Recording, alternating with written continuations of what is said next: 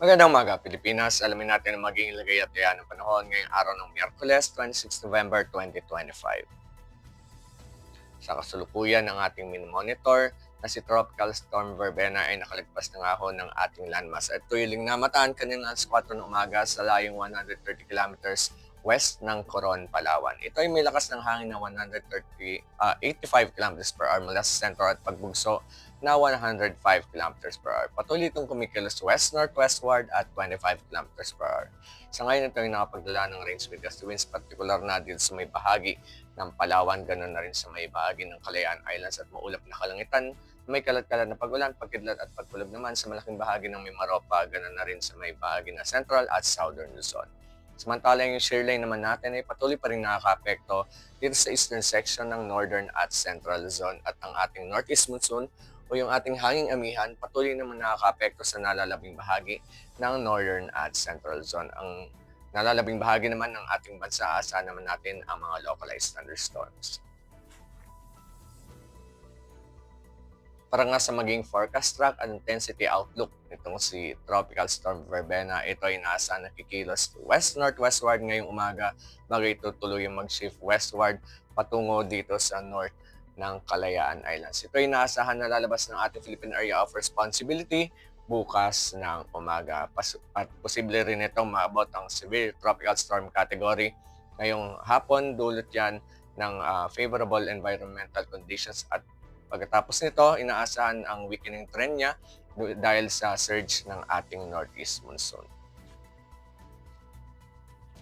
Para sa ating tropical cyclone wind signal, signal number 2 ay nakataas pa rin sa Calamian Islands at extreme northern portion ng mainland Palawan. Samantala, tropical cyclone wind signal number 1 naman ang aasahan ng Occidental Mindoro, northern and central portions ng Palawan, including Cuyo and Kalayaan Islands.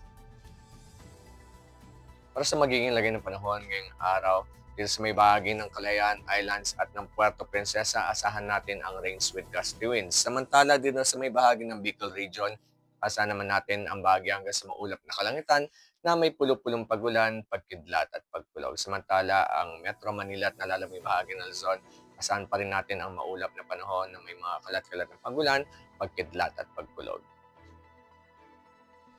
Para naman sa Visayas, ang Antique ay aasahan natin makakaranas pa rin na maulap na kalangitan may kalat-kalat na pagulan, pagkidlat at pagkulog samantalang nalalabing bahagi ng Visayas, ganoon na rin ang buong Mindanao. Kaasahan naman ang bahagi hanggang sa maulap na kalangitan na may pulo-pulong pagulan, pagkidlat at pagkulog. Para sa mga susunod na araw sa mga piling lugar dito sa ating bansa, dito sa Metro Manila, Cavite, at Lipa, bukas asahan pa rin natin ang maulap na kalangitan na may kalat-kalat na pagulan, pagkidlat at pagkulog. Samantala pagdating naman ng Biyernes at Sabado, inaasahan ng bahagya hanggang sa maulap na kalangitan na may pulo-pulong pagulan, pagkidlat at pagkulog. Para naman sa Angeles at Puerto Princesa, bukas hanggang Biyernes, asahan pa rin ang maulap na kalangitan may kalat-kalat na pagulan, pagkidlat at pagkulog. Samantala pagdating naman ng Sabado, makaranas naman tayo ng bahagya hanggang sa maulap na kalangitan na may pulo-pulong pagulan, pagkidlat at pagkulog. Para naman sa Kalayaan Islands, bukas makakaranas pa rin tayo ng rains with gusty winds. Samantala pagdating ng Biyernes, nakaranas naman tayo ng maulap na kalangitan na may kalat-kalat na pagulan, pagkidlat at pagkulog. At sa darating na Sabado, inaasahan na ang bahagya hanggang sa maulap na kalangitan na may pulo-pulong pagulan, pagkidlat at pagkulog. Para naman sa Lapu-Lapu, Zamboanga,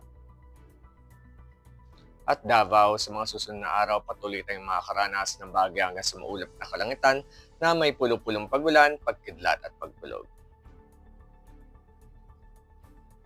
Ang haring araw ay sumikat kaninang 06:02 at ito'y lulubog mamayang 17:24.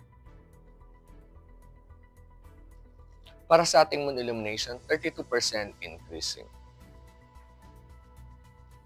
Para manatiling updated sa lagay at taya ng panahon, i-follow lamang ang Air Force Weather Center sa aming mga official social media accounts. Yan lamang pong latest update mula sa ating lagay ng panahon sa ngalan ng aming Commanding Officer na si Colonel Alvin John Quigador, Philippine Air Force General Staff Corps. Ako po si Sergeant John Ladtisat sa Puedes, Philippine Air Force. weather forecaster ng Air Force Weather Center. Muli magandang umaga, Pilipinas.